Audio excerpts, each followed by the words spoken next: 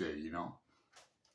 Uh, this tag was created by Rosika at the Midnight Reader, and I was tagged by my friend and my Faulkner and August co-creator and partner, Brian at Bookish.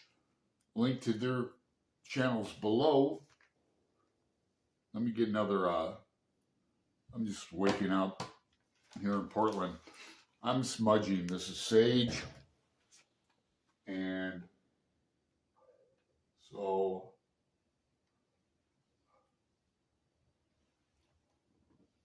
you notice I went around the camera, and then I took my glasses, went around that so I can see clearly today. I do my feet so I can trudge the road to happy destiny with right footing today. 8 prompts in this, and then, you know, the 9th one is to tag some people.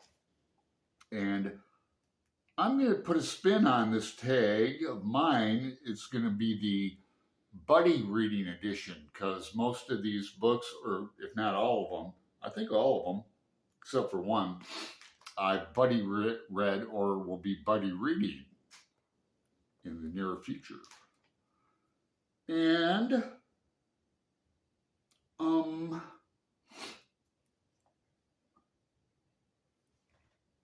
get that coffee.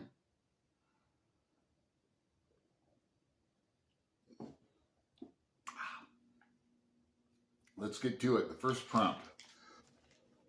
Prompt 1, sweet. The chocolate chip cookie of books. Pick a book that is warm-hearted, uplifting, and makes you less cynical about the world. I'm going with A Confederacy of Dunces, if anyone's ever read this. I've read this book about at least 3 times, and I'm buddy reading it with one of my commenter extraordinaires, Claire Shepard. Sometime next year, probably March, I think. That's good for her. So Ignatius, she's never read it, so I'm so happy to turn around to that. She's in England, and it's going to be great fun. But, you know, I have to admit, I can't remember how it ends exactly. Once I start reading it, I'll probably remember, but there's that stuff with his girlfriend, with the letters, and, you know, she moves, and that's a obsequious relationship. Prompt 2, salty. Inherently craveable, pick a book or series that you couldn't stop reading or reaching for. Ken Follett is a great writer, in my humble opinion. Not only does he's famous for The Pillars of the Earth. He's famous for a lot of books, but before that, his career was more like spy and espionage. You know, Eye of the Needle and Jack Dawes and other books. World War II and really good before he went off into fantasy. But I'm buddy reading with my friend Fee, Jeremy Fee, the prequel to Pillars, which is The Evening and the Morning. We're reading that next year too, maybe around March, maybe after. That's what the book looks like. 3, cheesy. This is the one about Cheetos, like Cheeto dust. You can't escape the cheese. Pick a book that you love because of or in spite of its cheesiness. Kurt Vonnegut, I could have picked several out of the books I have. Kurt Vonnegut, I have quite a few, because my buddy reading partner in Vonnegut is another commenter extraordinaire, Stephanie Cohen, and but we read this with Greg at Another Bibliophile Reads, and then new friend of mine, Erica, at Passage of Time. she came up with a great idea this year of October, hashtag October, after A.E. Edgar Allan Poe, E.A. even, Edgar Allan Poe. So look for October next October. But this is a pretty cheesy book. I mean, Kilgore Trout makes an appearance. This is Vonnegut's last book, last novel. Other things came out afterwards, but that there are such devices as firearms, as easy to operate as cigarette lighters and as cheap as toasters, capable at anybody's whim of killing Father or Fats or Abraham Lincoln or John Lennon or Martin Luther King Jr.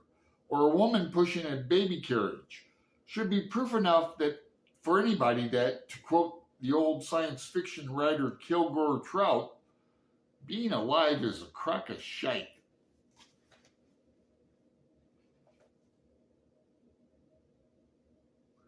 The funniest book since Breakfast of Champions. There are nuggets of Vonnegutian wisdom throughout. Newsweek. Prompt 4, deep fry. You bit too soon into the hot batter and got burned. Pick a book that hurt to read. This is a buddy read we did, I think 2 years ago. It was my choice. Brian's been threatening to pick one to buddy read next. But this is a buddy read with Brian at Bookish, Star Lover. I met Mr. Harry Cruz, Mr. Cool, and he was cool, man. Great writer. He dedicated this book to my mainmost man, Sean Penn. Yeah, the actor, Sean Penn. Funny, huh? But he was in Gainesville, Florida, University of Gainesville. What a great book this is. Brian got a kick out of it. Ask him about it. But, boy, some wild characters in here, wild story, unbelievable stuff, Southern grit, with a happy ending. It's Harry Cruz, man. He's a great writer. 5, ice cold. Sometimes the snack you want can only come from the deep freezer. Pick a book that transports you to a cold place. Tomasso. We spent a year, Tom in LA Books, doing the 100 Cantos. And I have a playlist in my playlist of his playlist. But go to his channel. Friend Tomasso. But if no one's ever read, most people, not most, but some people unfortunately stop after, the Inferno. They don't read Purgatorio or Paradiso. My favorite is probably, I'm not going to digress, but in Paradiso, and at the end, you'll know, if you've read the Divine Comedy, that hell is not like the fires of hell. It's cold as hell. It's so cold, it's hot. There's a Dis, Saint with his 3 faces. What's his main face? Anyone? What's his main face? His main face is Judas Iscariot. And then his other 2 faces are what? Brutus and Cassius. True story. What are we on? Prompt 6, sour. Some things are too sour to keep a straight face. Pick a book that made you make faces while you were reading. And this was easy. A recent buddy read with my friend in Erie in Shannon, Ireland, County Clare. Raw, Robert Anton Wilson's The Illuminatus trilogy. What a joy to buddy read. And we're coming up with some good, we're going to do a live stream next year about this book and other things like James Joyce and Aleister Crowley and Kabbalah and the Tarot and Irish myth and Yeats and Umberto Eco and yeah. Hey Jason, he's taking some sabbaticals and time off from YouTube. He announced it. Not even going to come back till after probably next year. Well, can't read his mind. Although I try to. Would you love to pick Jason's mind? Just a lot of people on book two, but so look forward to that. What's the next one? A healthy snack. That's prompt 7. You picked this up because it was good for you. Pick a book that you read to improve yourself in some way. Now, my favorite has been Dr. Wayne Dyer. I don't have any books here. He's a guy back in the 70s, got famous for writing Your Erroneous Zones. But then he's got a lot of other great books. He's on PBS all the time. But I'm going to pick Mark Nepo. He's a Buddhist writer who's a cancer thriver, you know. This is a really great book. It's a daily book, and you can go through it every day of the year.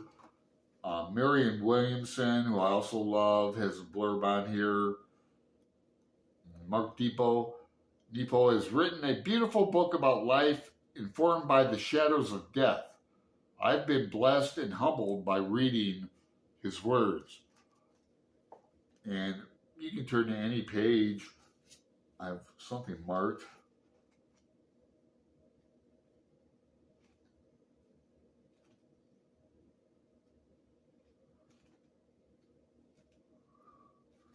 Okay, October 22nd, staying present.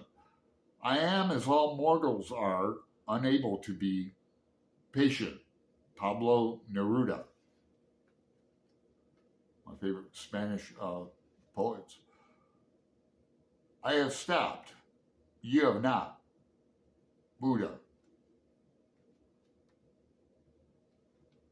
November 3rd, in the care of something unseen. Genius is a crisis that joins the buried self for certain moments to our daily mind. William Butler Yeats. And then it goes on with like a story or a myth, like that. Mark Nepo.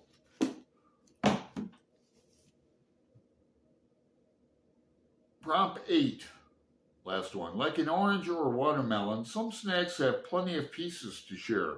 Pick a book that is profoundly shareable, a book you want others to read.